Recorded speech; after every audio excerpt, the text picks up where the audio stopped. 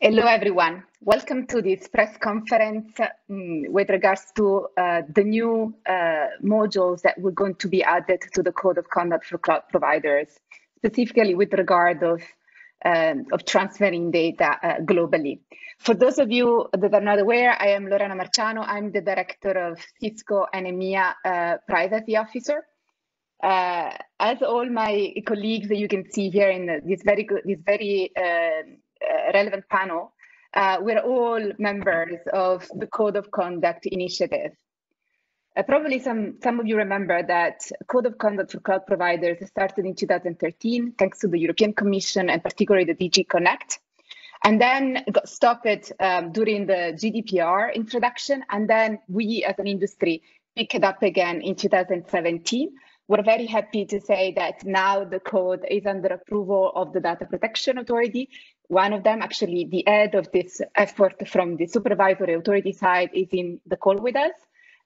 So the Belgian Data Protection Authority, along the side with the Lucrezia Busa, which is the head of privacy and data protection in the cabinet of Commissioner Reynders, Commissioner for Justice, indeed. Today, specifically, we will be talking about the importance of transferring personal data in accordance with EU principles. I think we can all agree this has never been more relevant, especially after the Schrems II decision. And particularly, we want to introduce you what is the idea, the initiative, and how we feel that this can be a sustainable way to make sure that data are transferred in a securely and respectful way. With that said, I'm happy to start the rounds of the panel. I'll start indeed with Lucrezia Busa, indeed the head of cabinet for privacy of Commissioner Reynders. So Lucrezia, up to you. Thank you, Lorena, and good morning to everyone. I would like to start first with a disclaimer saying that all I say today just reflects my personal view and doesn't bind anyhow either the Commission or my Commissioner or the Commission Service. So happy to exchange the views at a personal level among data protection experts and to give my contribution and my views, general remarks on this. Also, as someone who's a data protection expert and very interested in the subject and the market. So, on the topic of today, as you know, if since the GDPR, the Commission, as well as member states and the supervisory authorities, are encouraged to facilitate the development of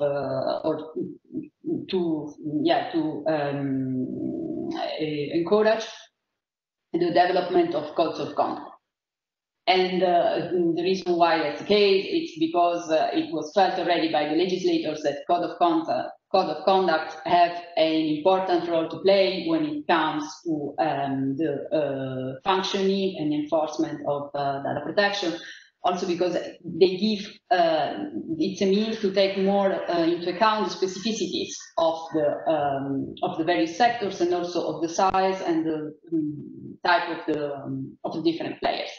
We also expressed in our recent report on the GDPR,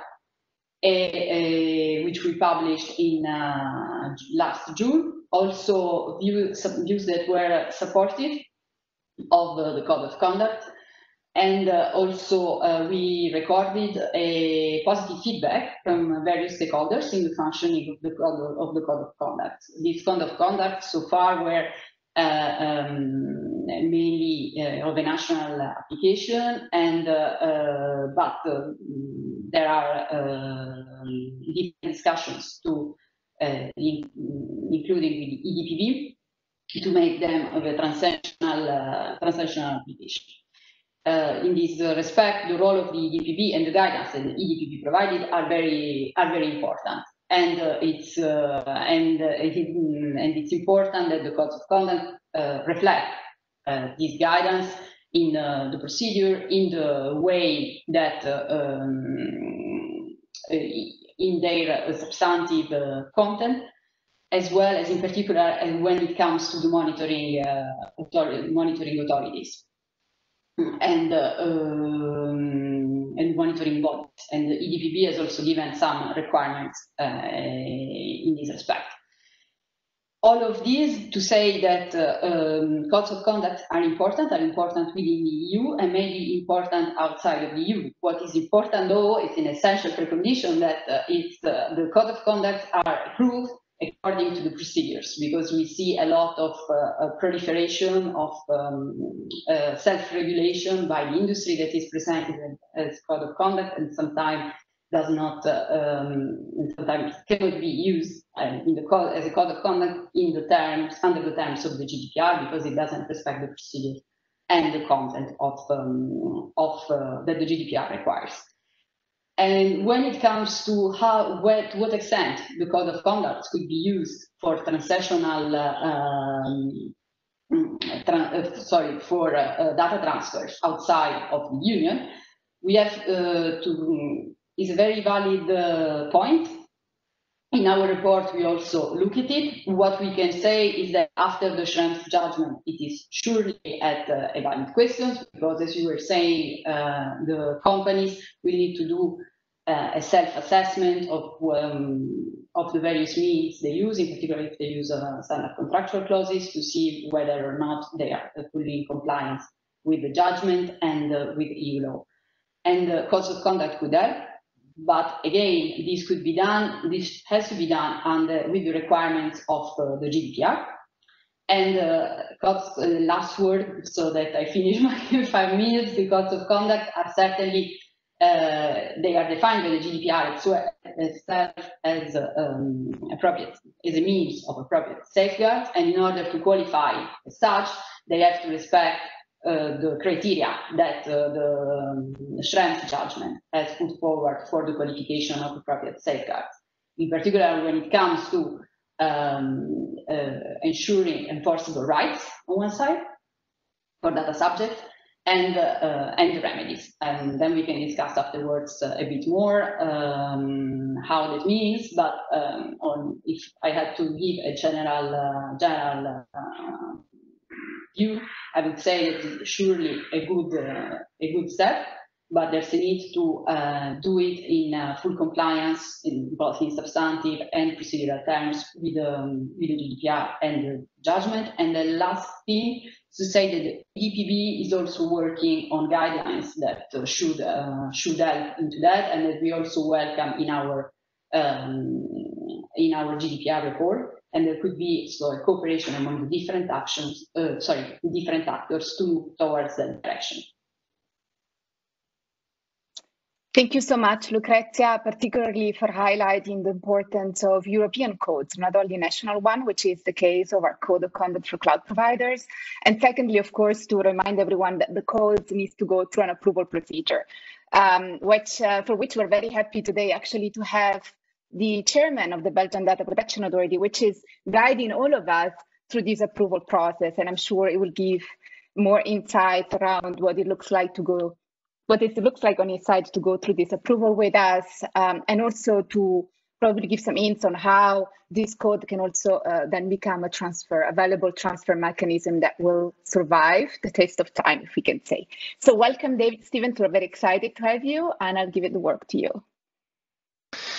Thank you very much. Everybody hearing me, I guess?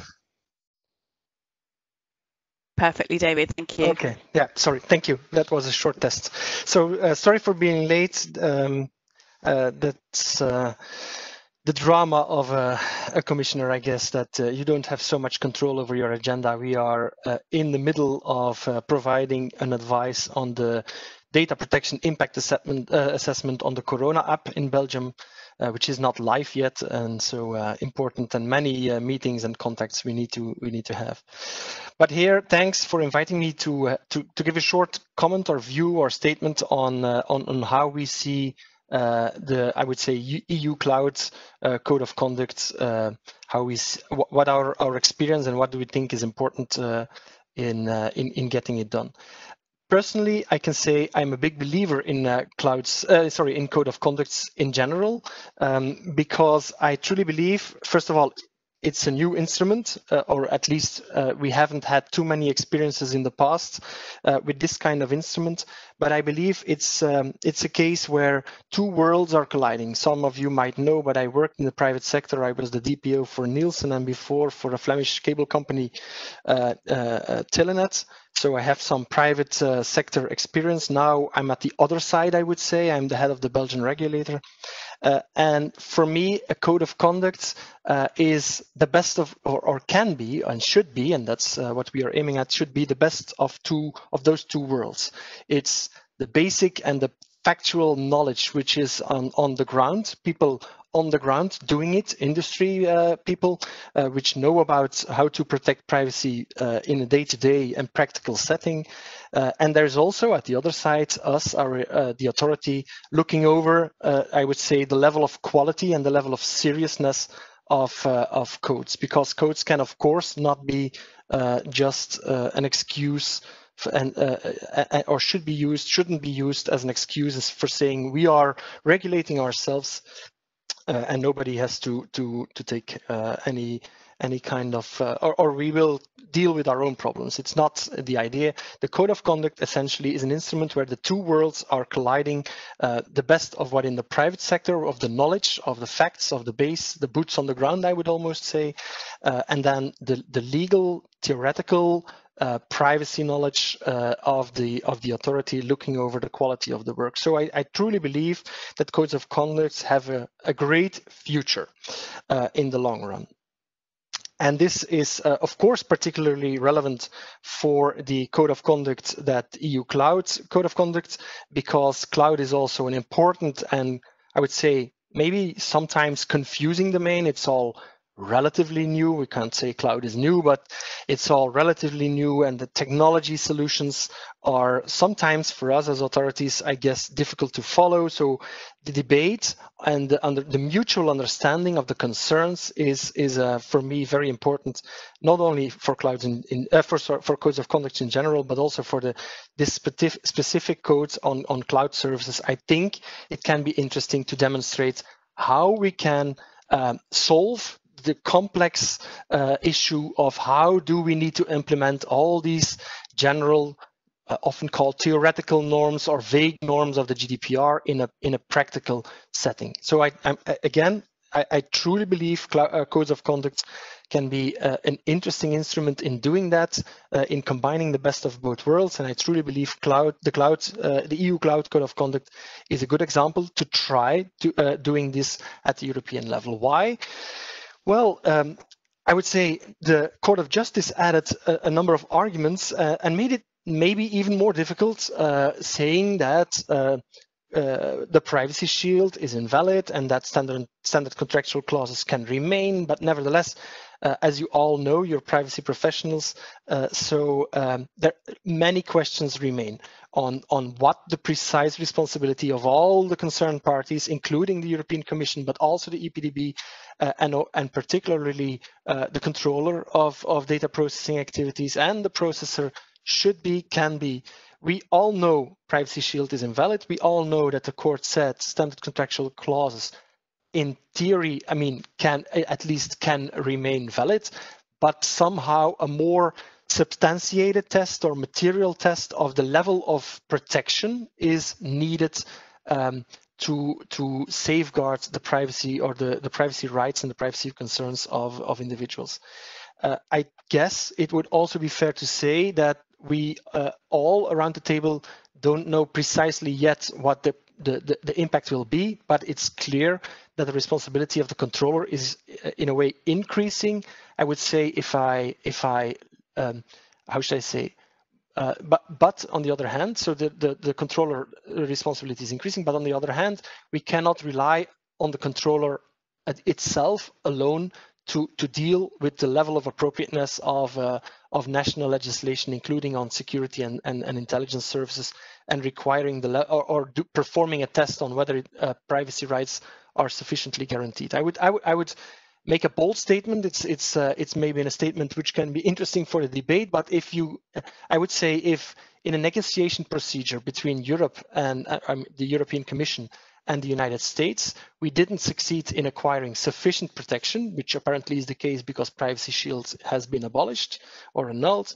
How could we ever expect an individual controller to deal with that? So the expectations are high, but shouldn't be too high. It should also be realistic. And that's where I think we as authorities come into the picture, not only as national authorities, but also working together with our European colleagues to make sure that that we don't over expect of the controller of personal data what he or she, an individual company or even a trade association, might even be an international association, what they can do. If the Commission, the European Commission, didn't succeed in acquiring an appropriate level, how could we ever ask a controller to do that? So reality calls in here. I think we as authorities have an important role to play, not only to try to close the gap, I would say, between this increased responsibility, which we subscribe, increased responsibility of the data controller, but also on the other hand, the realistic expectation of what companies, what associations can do. And also in this area, I think it's again, in a way, those two worlds which I referred to in the beginning are colliding. It's again a fair and an honest, I would say, balance or compromise, if you want, should be found, and that could be done in the context or using the instrument of codes of conduct. Lucrezia already said it in the European Data Protection Board. We are working on individual cases like the EU Cloud Code of Conduct, which we are pushing or trying to push very hard as Belgian authority. Because of these fundamental beliefs, and we are also working on guidelines which should clarify the issue a little bit more. Those, I think, are my main remarks at this point. I think I probably filled my 5 minutes, so I would like to hand over the floor back to Julie, I guess. Thank you so much, David, indeed, for your very practical approach. Indeed, that was me, indeed. I think it's very important, and I want to underline that even more. It's very important what you said, which is typical of your great practical approach, that indeed this is not something that the industry can solve as a whole, right? The aftermath of crimes is not something for the industry to solve as a whole, but we need to work together. And I think indeed an instrument like the Code of Conduct, which brings both the worlds together, can indeed be a great vehicle. Now, David, I know you need to leave. I want to, however, thank you so much for your time and for the time you took in your busy schedule to come with us. I'm very happy to let the audience know that Antoine Bon will actually stay. He's the head of international data transfer on the Belgian DPA and has also been our lead in shepherding us through the Code of Conduct approval phases. So we're very happy that you can stay with us, Antoine. And thanks again, David. So with that said, I'm going to move to the industry panel. I'm going to start with, I'm going to start with Eva Salzman from IBM.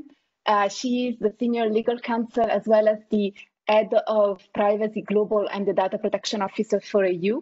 Eva will be looking at you for some reflection on what David just said and more broadly about the Code of Conduct. Thank you. I'm sorry, yes, I have to unmute. Can you hear me? We can hear you now, thank you, Eva. Very, very good. Sorry for that. Yes, let me first thank Lucrezia for her introduction. And on this, what I think very exciting Code of Conduct subject, and then also to Mr. Stevens for I think the great words and appreciation of the work that was done on the European Cloud of Conduct by the Cloud of Conduct Group and Scope Europe. Lorena mentioned I'm Eva Salzman. I'm from IBM. I'm responsible for privacy legal matters for IBM globally, and I also serve as the European Data Protection Officer.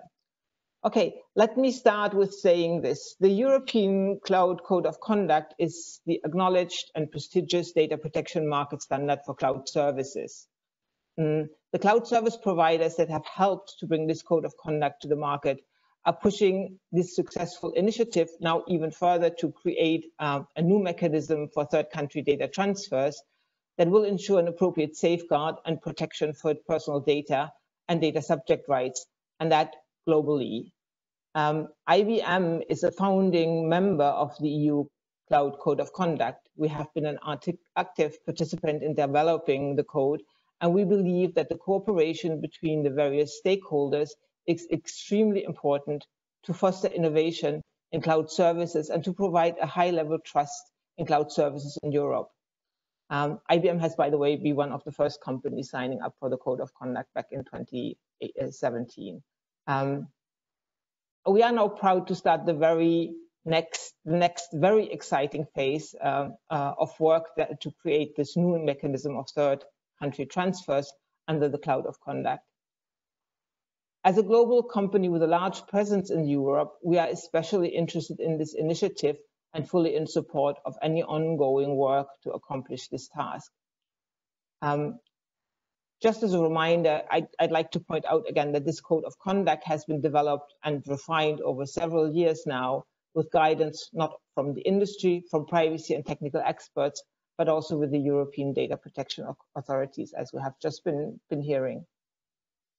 This and the mandatory monitoring of compliance by an independent accredited body baked into the code already makes the code an ideal mechanism to provide an appropriate safeguard for the third country data transfers in accordance with Article 46 of GDPR. For more than a century, IBM has earned the trust of our clients by responsibly managing their most valuable data. We have been worked hard to earn the trust of society by ushering powerful new technologies into the world responsibly and with a clear purpose. Our long history of privacy leadership, I think, shows that we understand that security and privacy are really essential for trust in the digital economy. And the European Cloud Code of Conduct and its third country transfer model will add great benefit to even further gain trust from our customers. I think these are really exciting times, and I think I mentioned it now, the word exciting for the third time. So I truly believe that we have something to play here. And with that, let me hand over to Lorena now for the next speaker. Thank you. Thank you so much, Eva. Indeed, I think we all agree that this has been a tremendous effort. That certainly is a reflection of all of us as companies, how much we believe that we need to absolutely protect personal data as a fundamental right. I will want to hand it over to Matthias Salarius, which is the head of data protection and privacy global for SAP, and probably one of the biggest reference in the EU as a data protection officer, for his own contribution. Thank you. Thank you, Lorena. Thank you for the kind words. Thank you to everyone up front for the introduction and their contribution. I'll make this short, otherwise the list's getting longer and longer with the thank yous.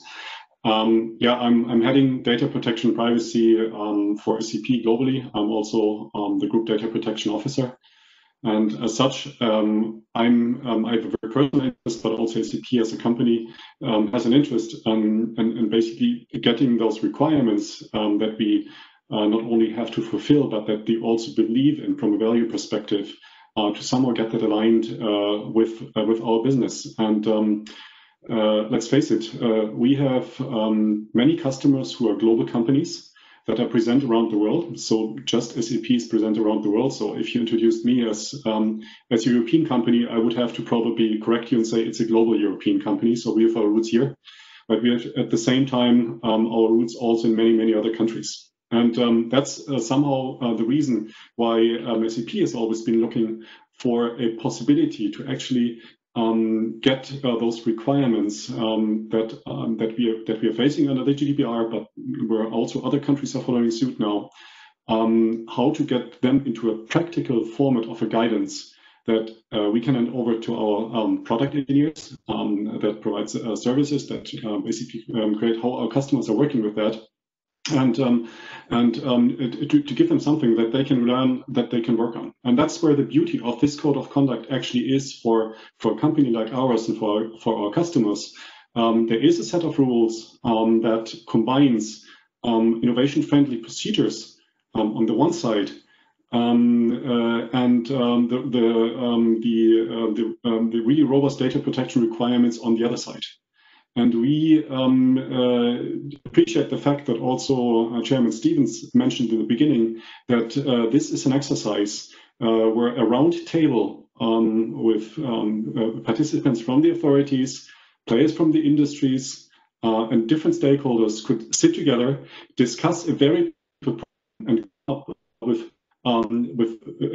with some rules that that everyone can now implement into practice and can follow. The beauty of a code of conduct. That's why Chairman Stevens is not the believer of code of conduct, but I believe this entire group of founding members here are among those believers, and SAP certainly as well.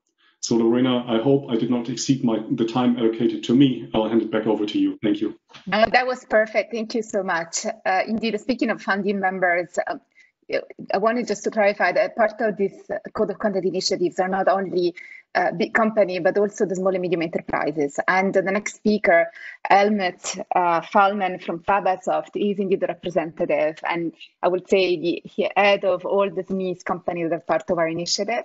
He's the managing, is a part of the managing board of Fabasoft, and I will want to hear him, for him to share really the perspective from a small and medium enterprise on what it means to him code of conduct. So Helmut, over to you. Ladies and gentlemen, I'm very pleased to have the opportunity to contribute some thoughts to this highly topical discussion. My perspective is that of a medium-sized European business-to-business cloud service provider who has been involved right from the start in shaping the European understanding of data protection in the provision of cloud services. My company, Fabasoft, is a European cloud service provider listed on Frankfurt Stock Exchange. For us at Fabasoft, implementing the EU Cloud Code of Conduct has always been highly relevant for building our customers' trust in cloud services and consequently also for our market profile. And for our customers, our voluntary compliance with vigorous data protection and security policies based on the EU Cloud Code of Conduct and an annual re-audit has meant that the processing of their data is fully aligned with the GDPR. Customers of cloud services must be able to really factually judge if the cloud services meet their compliance needs for information security on the one hand and data protection on the other. So for information security, there are really highly quality audits for highest standards like BSI C5, like OSI, Secnum Cloud, like SOC 2. And all European-minded CSPs should exercise these relevant safeguards for data protection and privacy efforts based on European cloud sovereignty and really join the EU Cloud Code of Conduct because it's the brand for data protection and for complying with the GDPR. Thank you very much. Thank you so much, Helmut, for your participation. Again, we're striving to have a code of conduct that works for everyone, which includes obviously the needs of small, medium enterprise as well as bigger size, I would say, enterprises. So we talked about the fact that today is all about launching the Tranfer module, which will be added to the current content of the code of conduct, and it's mainly driven indeed to transform the code of conduct also in a transfer mechanism. This effort has been spearheaded by Hilary Wandel. For those of you who don't know her, but I hope you all know her. She's the SVP Private Intelligence and General Counsel of Tranfer. She has an immense experience in helping most of us in achieving compliance with the certification and transfer mechanisms that are available today. So I'm very excited to have you here, even at a very terrible time in your time. Hilary, over to you. Thank you, Lorena, very much for the kind introduction. Good morning to everyone. I do want to say thank you to Lucretia and David for their introductions to this discussion, as well as to my industry colleagues for their thoughtful remarks. As Lorena said, I am Hilary Wandel. I serve as the General Counsel and the Senior Vice President of Privacy Intelligence at TrustArc. TrustArc, for those of you who don't know, is a global cloud service provider of privacy technology, as well as a provider of privacy assurance and certification services with operations in North America, Europe, and Asia. We have been actively engaged in globally interoperable certifications for over 2 decades, and we've also been a member of the EU Cloud Code of Conduct since 2017. Our 2 decades of experience in this space have taught us that it's critical for businesses to have clarity and certainty in the standards that they can rely on to safely exchange and protect data across the complex supply chains and ecosystems that drive the data-driven economy globally. Following the Schrems II decision of the Court of Justice, while we're seeing some businesses commence with the case-by-case analysis necessary to evaluate the lawful basis for each of their transfers, we are concerned that there are many more organizations that actually are paralyzed by the uncertainty of which technical and organizational supplemental safeguards may be appropriate for them and how they can effectively implement those in practice. Accordingly, we are delighted to announce today that we're supporting this effort of the EU Cloud Code of Conduct on the introduction of a third country module.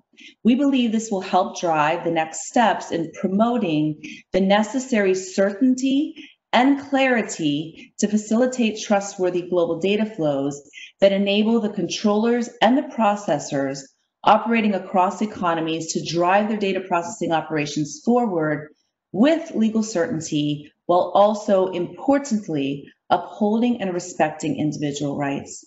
Thank you very much for the opportunity to be part of this today, and back to you, Lorena. Thank you so much, Hilary. Next and last but not least, it's Jörn Wittmann, the Managing Director for Scope Europe. Scope Europe is indeed a monitoring body for the Code of Conduct for cloud providers. As you know, it's necessary for a code to be really a suitable mechanism to assure compliance, that there is an external monitoring body that keeps us all on our feet and makes sure that we comply, continue to comply with the code even after the adherence is done.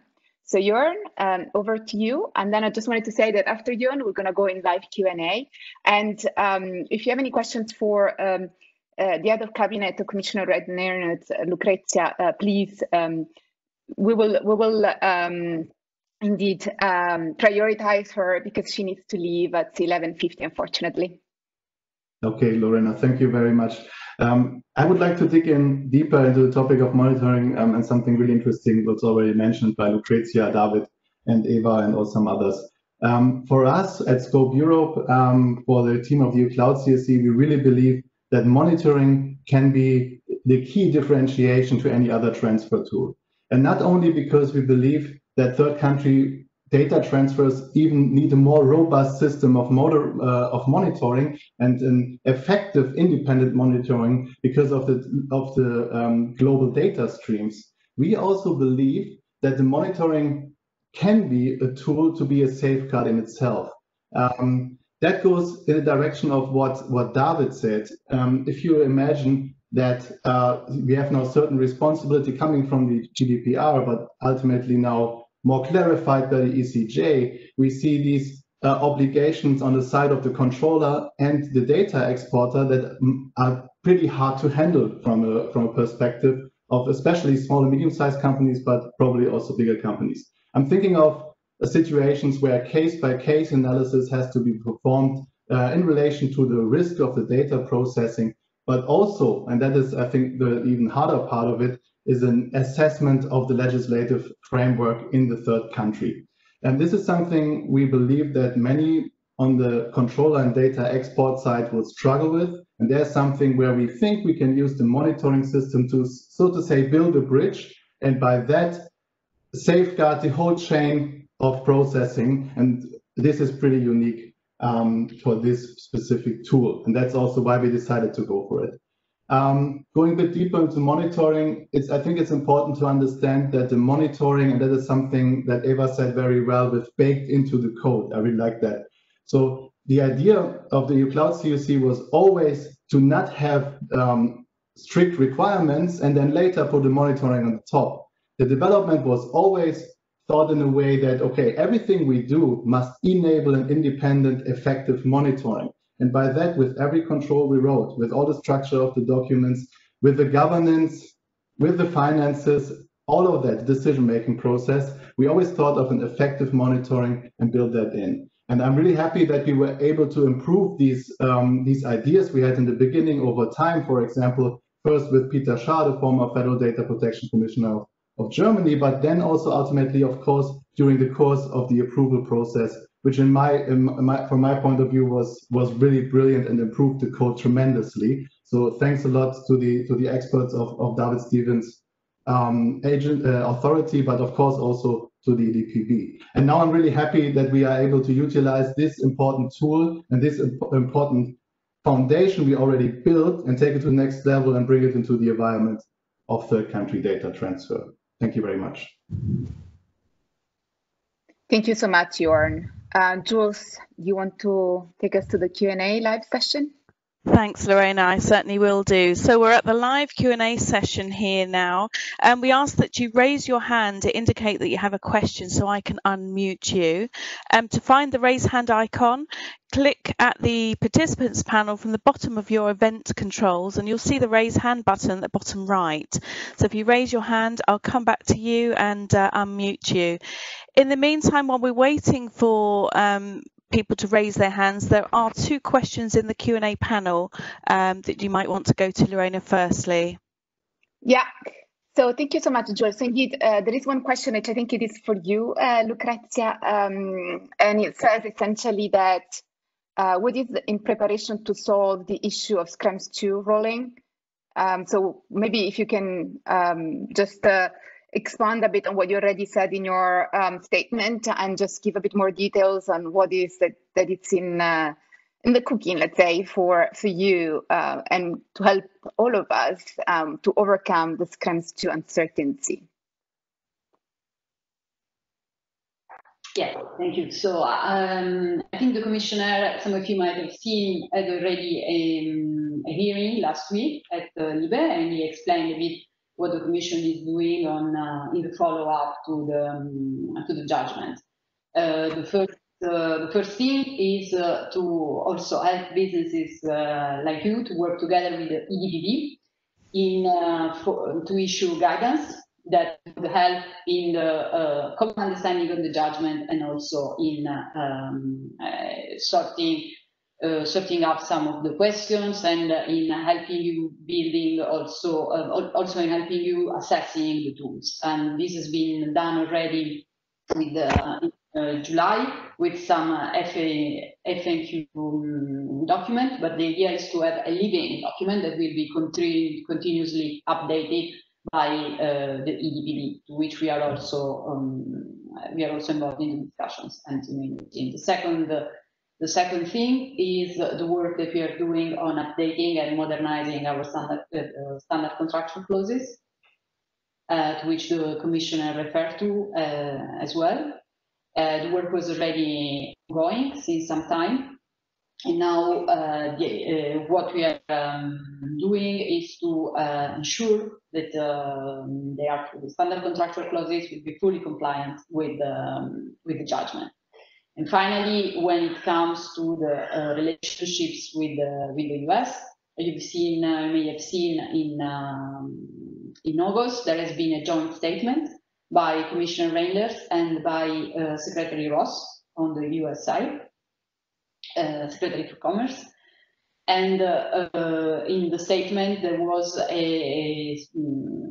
there is a statement that clearly puts forward the fact that there's a common willingness to work together to address the concerns of the court and to ensure that solutions will be put in place that are in full compliance with the judgment.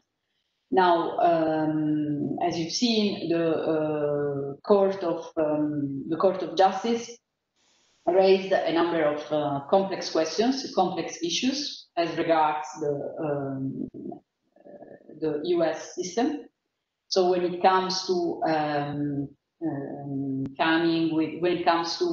agreeing on a possible solution, bilateral solution with the US or a new solution, then it's going to be this solution will require time. It's not. I think the Commissioner said it already in LIBE that sometime important time is required. We are also depending on the US because they are the ones who know best the legal system, their own legal system, and so we count also on them to propose the solutions that will address the concerns of the court. But as I was saying, this will not be done. It's not a matter of it's not going to be in a matter of days that that this will be sorted. So in all of but.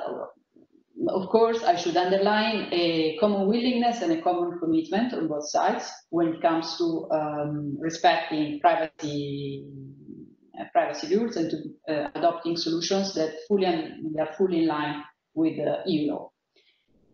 So, whilst these different work streams are going on, it's of course helpful, as the previous speakers were saying, the work stream on other appropriate safeguards that could cover safe data transfers from the EU to third countries, including code of conduct, and of course, provided that all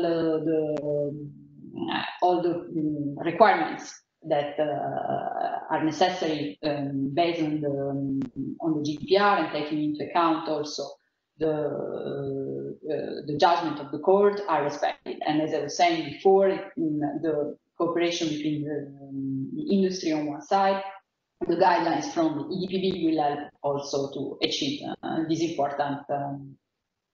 important goal, especially in a sector like yours, where the data transfers are very common and very important also, I guess, for the business model of the company.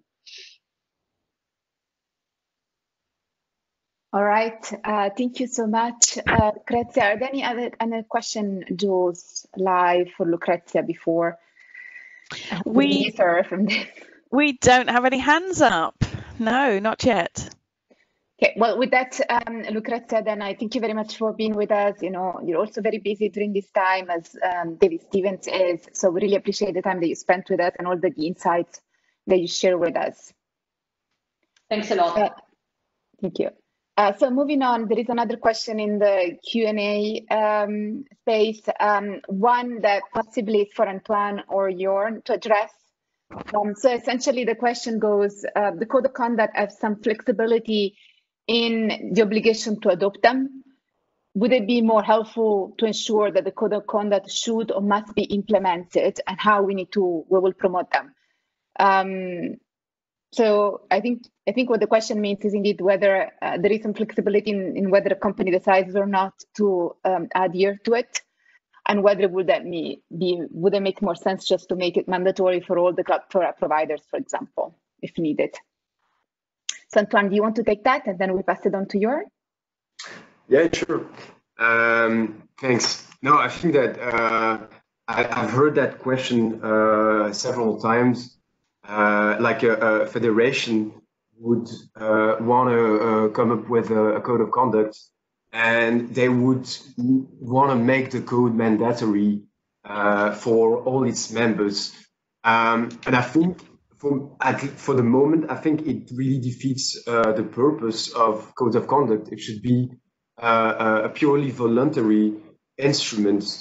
It's an instrument that shows a commitment and that has, I would say, a great visibility for a company. So I think it has, we haven't really tackled the fact that it provides, unlike tools like SCCs, it has the potential to provide great legal certainty, because as we mentioned many times during this conference, it's the combination of the best of both worlds. It creates a round table, a forum between the regulators and the companies. So basically they discuss, but at the end of the day, there's an opinion from the DPB on the provisions of this code, and at the end, a decision from the DPB. So it provides it gives a great legal certainty.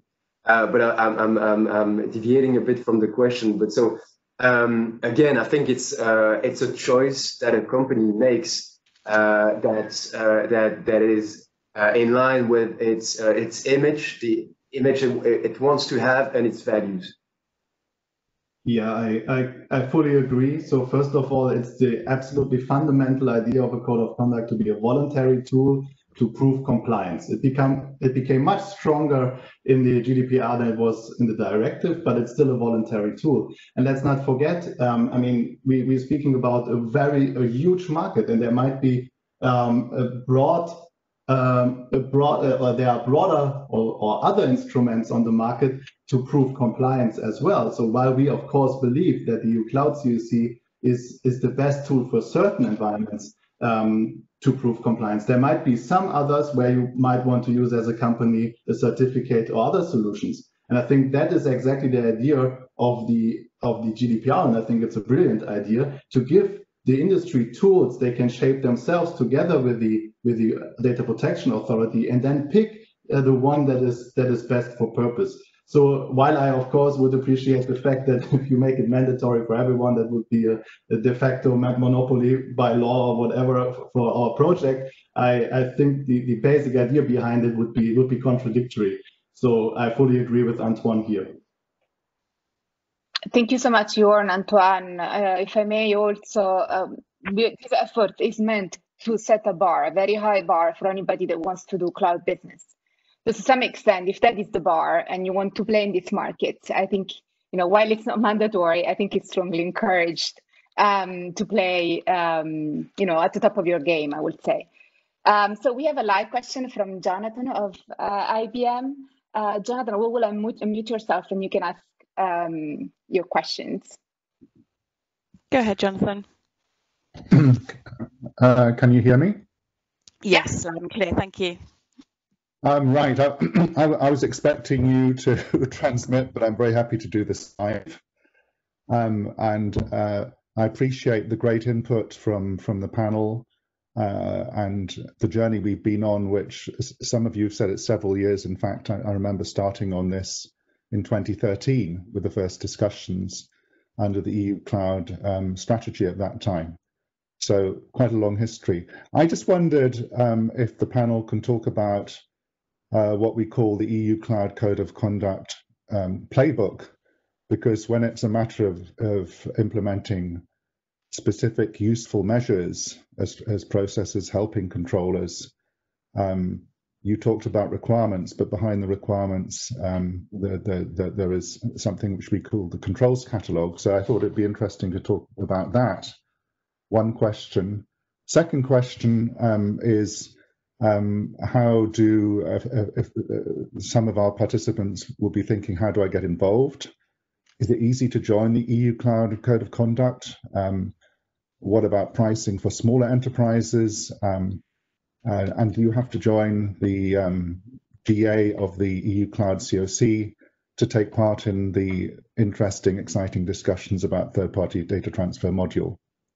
So that's I've got another one, but I think that's probably fine for this first stage. Okay, thank you.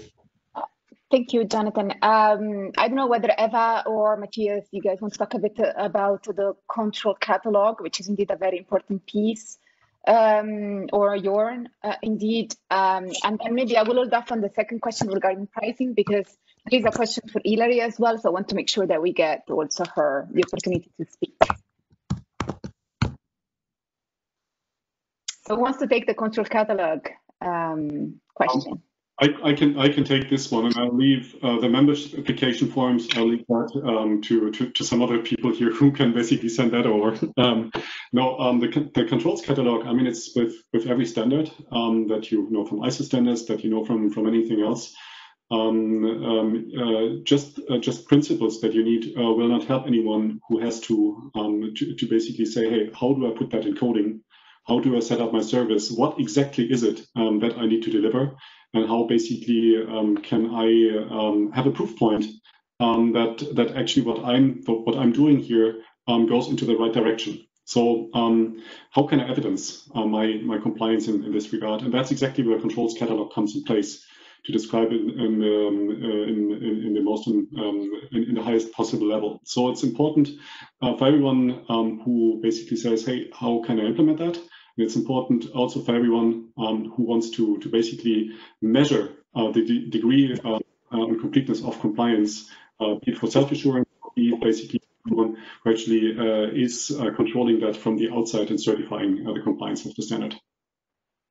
And Lorena, maybe I'll jump in as well and offer a couple of comments for everyone. So one of the things that we spend time focusing on at TrustArc is interoperability between various different requirements around the world, whether it's a code of conduct or a certification framework or the requirements of a particular law. And one of the things that's been quite important in the efforts around the development of the Cloud Code of Conduct is ensuring that the controls catalog was mapped to many other requirements, such as these explicit requirements, of course, in GDPR, but ISO standards as well as others. And I think that is indeed one of the key facets that makes it particularly important and useful for companies who are seeking to find ways to show that if they meet a particular standard, that's helping them to comply with other things as well. So I just wanted to call out, I think, the importance of the way in which it was designed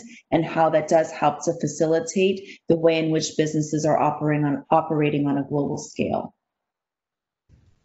Thank you so much, Hilary. That's a very key point I can share from a Cisco side. Indeed, the way we build our privacy and security requirements is to be mapped up to international standards. So the work that was done with the control catalog has also helped us internally to prepare for the adherence for this code in the same way, right? Because we were already complying with certain international standards, and then we just add on the delta between the code and the other standards. So it's a we found it very practical. So absolutely, from a company standpoint, absolutely see that.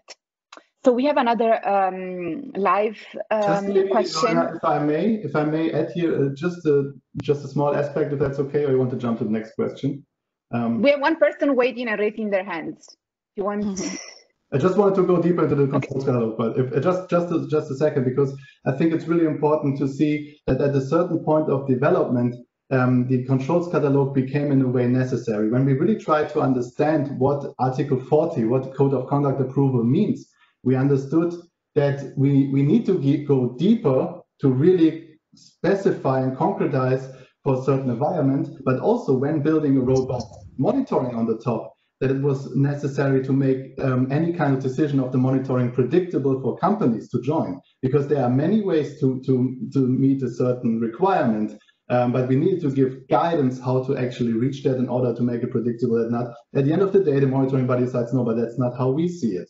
So that was a really important point. And what I personally think, and maybe also in the direction of Antoine Bon, was that this document helped tremendously during the negotiation process with the DPAs, because it provided a much better understanding of the technology and the ideas behind it. I think for us, it was the possibility to actually enable this code to spread across all kinds of service types in the cloud and not only one.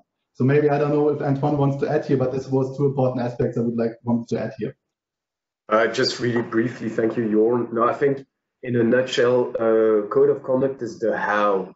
It's not a simple. That's always what we say. The concept of added value is defined by how do you implement such thing. You talk about technical measures. You talk about encryption, contractual commitments. How do you implement those commitments within your organization? And that's where I think that code of conduct could be in these uncertain times a great tool for transfers. Thank you so much, indeed, both all of you for the deep dive on this piece, because it's true. Besides aligning, I think he has differentiated himself in the approval process, as well as Antoine also said right now. We have another person waiting for his question. So can you, Jules, help us unmute him? Yes, Peter Paulson, we're coming to you now. Thank you. I hope you're hearing me now. Swedish Computer Society. And my question is basically one, but maybe two. And it's, is it necessary to change, update, or refine the code of 2.5 version due to that many people struggle now how to comply, what is new due to Schrems 2. So is it necessary to refine or make it more clear what people should do? I know a lot of people, companies in Sweden struggle to understand what's new and how to comply. So I don't know if the plan is to make it more clear, it's not necessary, or is it necessary to make a new revision? So that's basically my question. Thank you. Just as a clarifying point, Peter, you mean the code of conduct for cloud providers, or in general the concept of code under GDPR? Well, maybe specific the version 2.5, well, basically in general or in specific. Anyway, if you already find it necessary to do, or maybe, or if so, when will it be done and ready to read? Then Antoine, that's for you indeed. If you can pick it up, and then Jorn, if you can follow up with the update, and Hilary as well. Thank you. Okay, so if I misunderstood the question, just please correct me. But so basically, I'm gonna try to rephrase it. So basically, what's the impact of Schrems 2 on the EU Cloud? Basically, what the EU Cloud can do in that situation. If that's the question, that's a good one. So obviously, just to be very, very concrete, what us DPA are doing at the moment, we are working within a task force that has been set up quite recently, which is called the Supplementary Measures Task Force. Basically, it's a task force within the DPP that will aim to help controllers and processors to first better assess the risks when they assess the circumstances of a transfer to third countries. That's the first thing. The other thing is that it will help to identify possible supplementary measures that the exporters and the importers can put in place from a legal, technical, and organizational point of view. So I think that in general, companies, controllers, processors should not expect a ready-to-use situation because the assessment is basically their task, is the work that they have to do. And so whether it's, for example, I heard that we saw that many controllers and processors they use encryption now as a supplementary measure, or they have reinforced their contractual commitments. So we can and sorry, I'll try to be brief, but we can imagine that within a code of conduct, the companies as well as the regulators would be around a table and discuss those measures. For example, if encryption is the way to go for a sector, we would discuss, but what standard of encryption, who holds the encryption key, and if it's contractual commitments, what kind of commitment? And then at the end of the day, we would go to the DPP, so all authorities would give an opinion, and we would hopefully approve the code. So that would give to an entire sector, I mean the members of the code, a certain legal certainty. Yeah, and I would like to, I think it was a really good question of Mr. Paulsen, because there's something we really need to make clear and clarify. The code, as you see it now on the website, there are already some newer versions. If you look at the desk of Antoine Bon, maybe you find it there somewhere. That is now in the EDPB. discussed is a code for data processing in the cloud, so an Article 28 code. So this code is not meant to be a transfer tool, but the idea was that we build on this foundation and add safeguards for third country data transfer, and that is why we call it a module. So the idea is you declare adherence to the basic code, and if you wish for certain services, you can also declare adherence to the safeguards on top of that, and by that it becomes a third country data transfer tool. So I think that is just important for the basic understanding where we already are, which is what is now in the approval process at the EDPB, and where with the announcement today want to go. How long that will take, I'm not sure.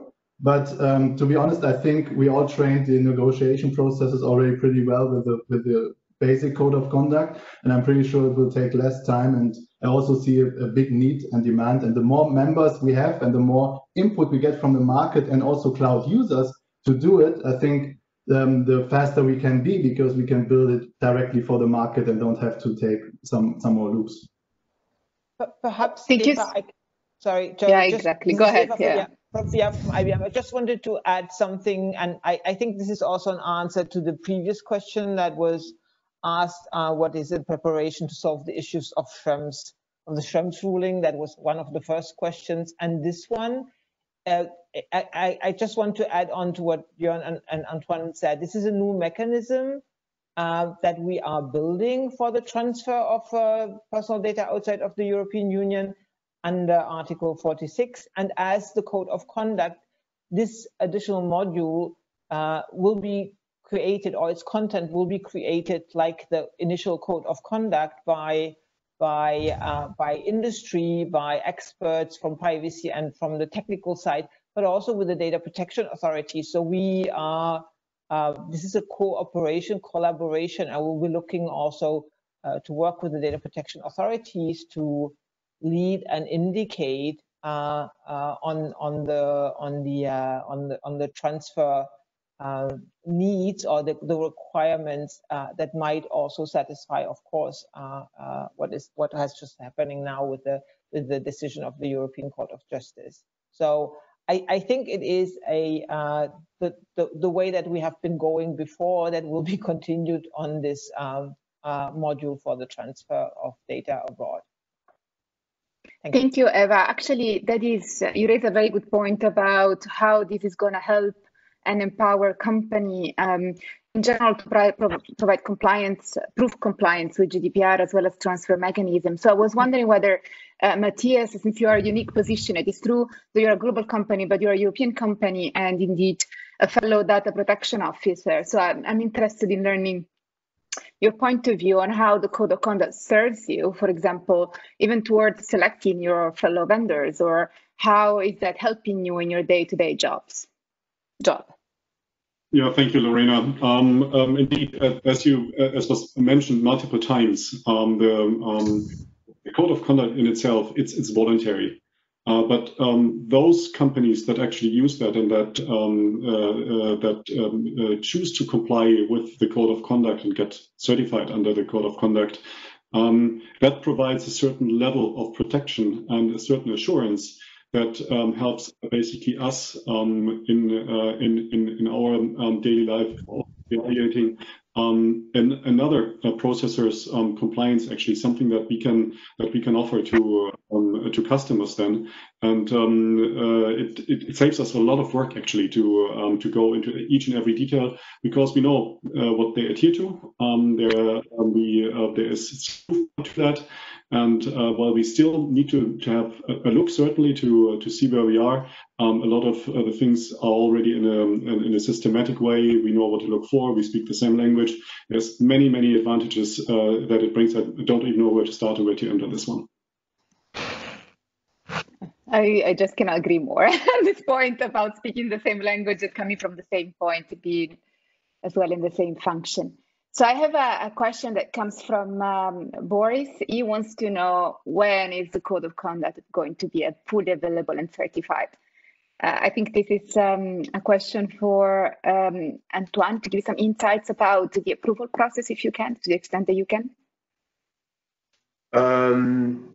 Yeah, okay. We hope to get approval before the end of the year. So right now we're in the process of discussing the code at the EDP level, and so to be very plain, we're just checking with other authorities if they have any issue, any concern, any remark to improve the code.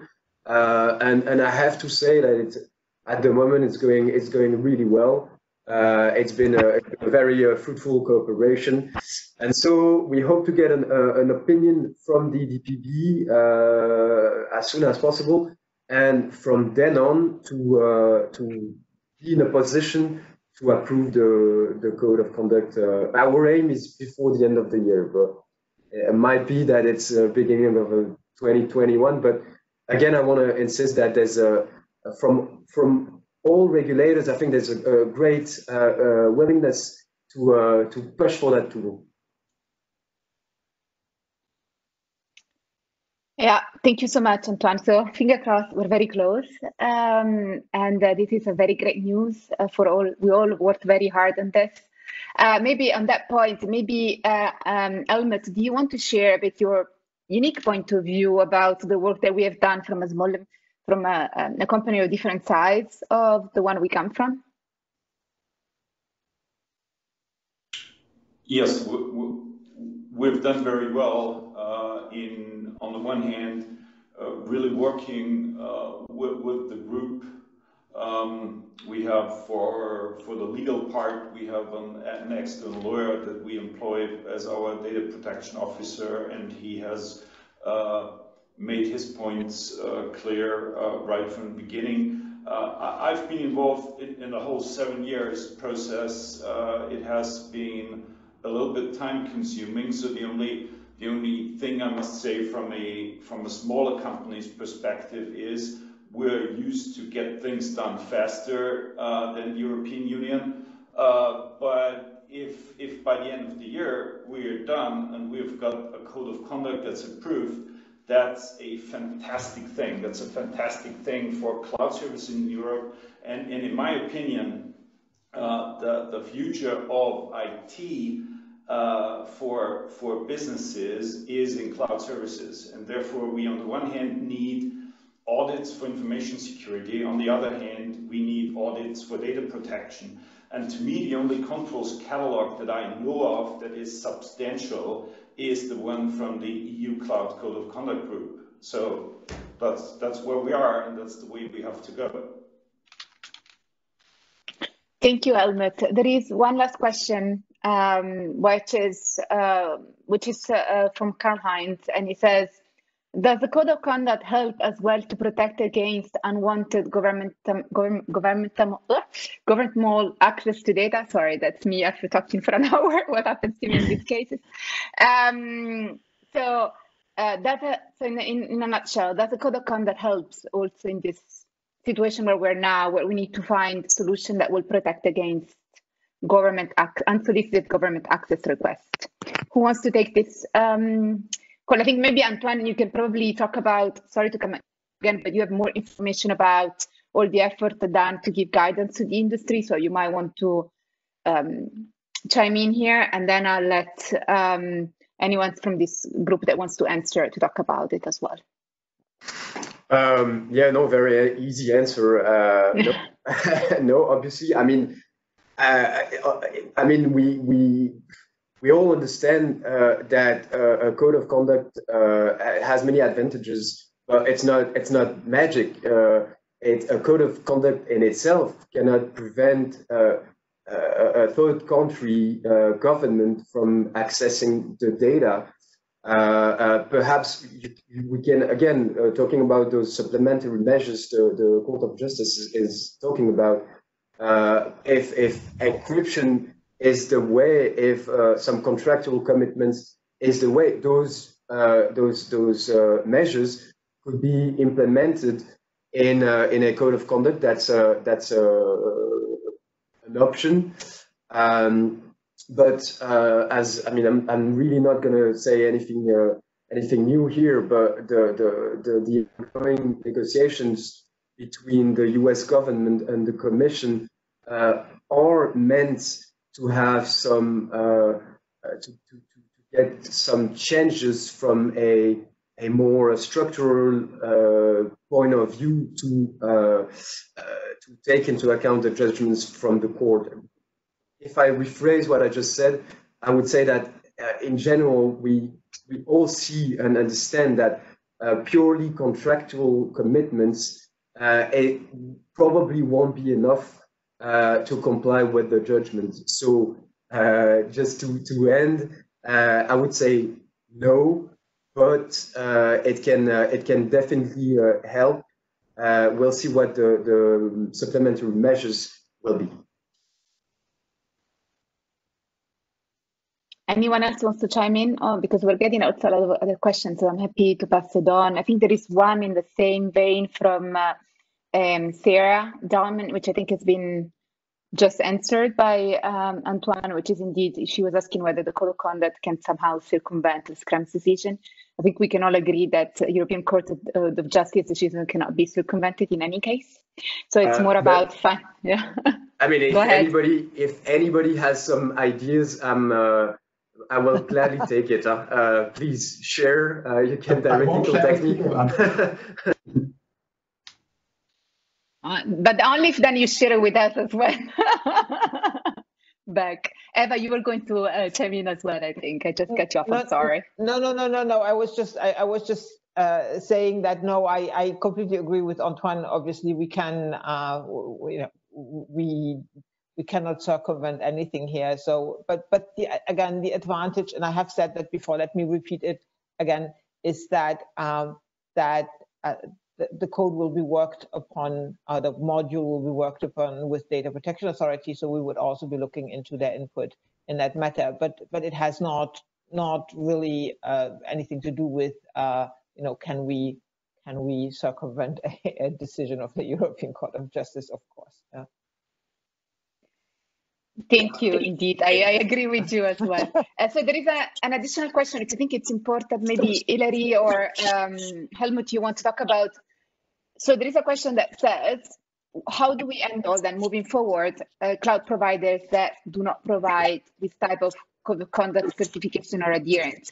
I think it's more a question about the importance of these certification schemes in the, if you say, procurement process, right? When you're trying to win a deal, when you're trying to be onboarded as a cloud vendor from a company. So how critical is this and what role do they play? So maybe, you probably are best positioned to talk about it.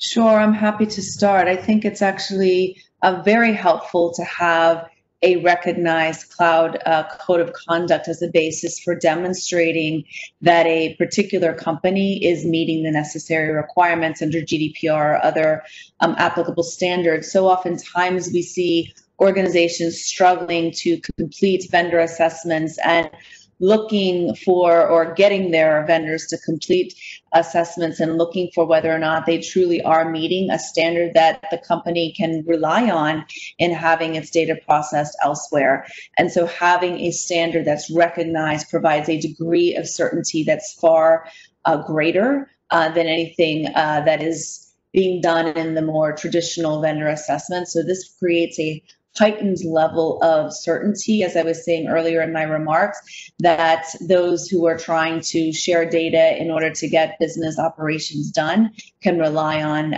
going forward once the Cloud Code of Conduct is approved. And I think it is something we've long looked for in this space, and something hopefully that will lead to others and many more organizations becoming involved, instead of just looking for a vendor to complete an assessment, actually looking for a vendor to have met a particular standard like the EU Cloud Code of Conduct here. Thank you, Hilary. I don't know if anyone else wants to chime in. Otherwise, I'm going to ask Jules if there are any other hands raised to ask questions, or if not, maybe I'll just ask for a final thought for all of you, because we are reaching the limit of our time today. Yeah, thank you, Lorena. There's no questions with their hands up, people with hands up now at this time.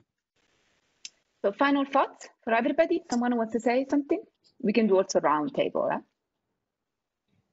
Yeah, I guess it's Hilary. One more thing I just wanted to say, and this goes back to one of the earlier questions, I think that with the third country module, and going back to my remarks earlier as well, the third country module, we have an opportunity to help support a dialogue related to how organizations can implement these necessary supplemental measures on a case-by-case basis for each of their data flows. And one of the benefits that we believe we can bring to bear as part of this effort is practical experience that we're seeing on the ground with the different types of data flows. We all know that depending on the particular processing activity, that different forms of measures work, different legal entities work. It's not always one and the same. And bringing the collective experience of the group together to bear in how we develop the third country module, and then sharing that with the data protection authorities and others in the community, we believe that we will help to drive forward support for an answer than it otherwise may be able to come, and one that hopefully will help to build the trust and the protection and support for recognizing and respecting fundamental rights and freedoms. Thank you so much, Hilary, for that statement. I'm going to go next to Antoine, because there is also a connected question. So for your statement, I will also give you some ideas from a question that we just got. So there is a person in the audience that wants to know exactly what is the role that every single DPA can play in approving the new transfer mechanism, other than new SECs, as well as this code of conduct. So if you can include that in your final remarks, that would be great. Yeah, okay, so it's quite different. So approving the new SEC, so basically the way it works is that the Commission is preparing a proposal, and I guess that the EDPB will have a say in it. Same thing if there's a new framework to replace the Privacy Shield that's put in place. The EDPB will have a say also in it. Regarding codes of conduct, it's slightly different because the procedural aspect is different. But so basically, there's a competent DPA. We are the competent DPA because the monitoring body Scopria is established in Brussels, and from then on we are discussing with all colleagues. So it's really, I would say, again, to go back to what we said at the beginning, to what David said at the beginning, it's a combination of the industry, a monitoring body, a federation, the regulators, not only the competent regulator, but also all the regulators from the European Union. So I think that's perhaps the main advantage of code, is that it's, if a sector has problems understanding certain rules, want to do the right thing, wants to have some compliance measures in place, they could go for a code of conduct. This will trigger a dialogue with the regulator, and the regulator will say what he thinks about those measures. My last point would be on transparency, because I think that's an aspect that we haven't really discussed. And again, regarding to transfers, I think for the average Joe, it's pretty complex. I mean, how does a company transfers data to a third country? And in terms of trust, I think it's extremely important for data subject, obviously, to make sure that a company is having the proper safeguards in place. And I think that's where codes of conduct compared to SECs, compared to BCRs, can have a role, because code of conduct is public, and it is monitored by a monitoring body as well as the data protection authority. And the last thing I wanted to say is that I think in terms of fostering trust, I think it's a tremendous asset.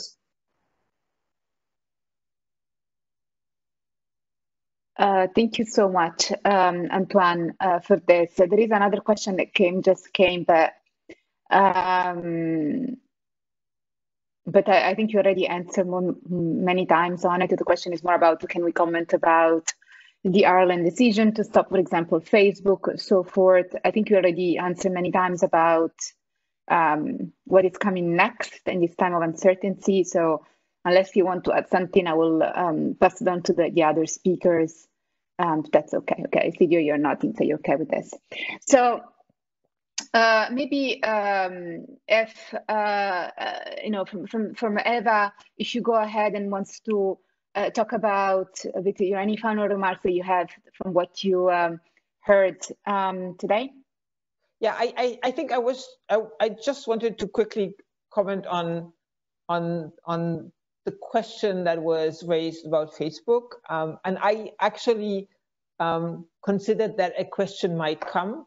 I think we should be looking here, and there has been a lot of things that were said about other transfer mechanisms in this call, about the Schrems decision, and now about Facebook.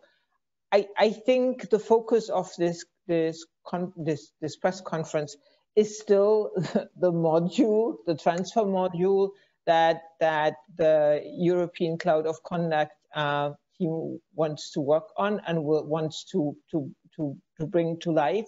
So that should really be the main subject. Obviously, there might be consequences on it coming from the Schrems decision, but I think we should be really focusing on what was the subject matter of today's call, which is really this exciting new transfer model that we want to build. No, I cannot agree more. Indeed, Eva, thank you indeed for reminding everybody this. I think what is clear is that all of us were living, and I think all the audience from the question were living in a time of uncertainty that David Stevens said quite clearly. You know, he said, this is something that is left for the company to solve while the governments cannot. And so I think that's what sparks a lot of these questions. And on the other hand, I think it's the main takeaway message here is that we're trying to work on a solution that will bring the two worlds together, right? The industry as well as the regulator. So that should be indeed a way forward, something that we want to create to ease this time of uncertainty, and certainly needs to go through approval, and certainly needs to be furtherly defined and reviewed by Antoine and the other DPAs, as well as the Commission in their opinion. So certainly this is the main takeaway. So Matthias, final remarks from you. Thank you. You addressed that already, and the great thing that I see about a code of conduct and this code of conduct in general, I mean, this is living privacy. This is living data protection. This is something that needs to be not only reviewed and adapted from time to time, but we constantly need to strive for what best practices can be. And that's also the great flexibility that this offers, and it provides a forum of exchange for privacy experts on both sides, on sides of the industry as well as the regulators. With our customers, there is no more flexible instrument to keep up a very high standard of privacy on the one side and to make it practical on the other side. And I'm very, very happy that SCP is participating in this great journey. Thank you, Matthias. Helmut, final remarks from you. Especially, I would be interested to see how you know, if you can somehow also guide other small and medium enterprises that might be interested to join you, to join all of us in this effort. Yeah, what I believe is you shouldn't join if you just want to have yet another contractual agreement with your customer, because in my opinion, that's not enough, especially if you're a small cloud service provider. You should really aim for third-party audits. And that is, in my opinion, the strength of the EU Cloud Code of Conduct. For example, in our case, we're doing our third-party audit with KPMG or with PwC, the same that we use for BSIC5 and for SOC. And therefore, we do have a third-party audit, and we do have scope as the monitoring body. And then this has a lot more value than just a contractual relationship. And that is the fantastic thing about the EU Cloud CoC, in my opinion. Thank you so much, Helmut. Cannot agree more about the third-party oversight. Jorn, up to you. We're with you with final remarks. Can you probably also give some ideas around our involvement of the Code of Conduct also within some other initiatives that are going on at European level, such as Gaia X, for example? I can, but maybe first of all, I would like to point out my final statement that it's, of course, because some of the question went in the direction, and of course, the ECJ ruling Schrems 2 indicates that, but we want to create a global standard for data transfer, not only a US standard. So that is important to understand. And keeping that in mind, I mean, we obviously are faced with a situation where all of us have to find some smart solutions that we obviously not really know yet.